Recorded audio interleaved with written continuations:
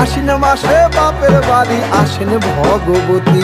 আশ্বিন মাসে বাপের বাড়ি আসেন ভগবতী। বলো গৌরী এলো দেখে জানো, গৌরী এলো দেখে জানো, গৌরী এলো দেখে জানো, গৌরী এলো দেখে জানো। ভবের ভবানী আমার ভবন করিল আলো। গৌরী এলো দেখে জানো, গৌরী এলো দেখে জানো।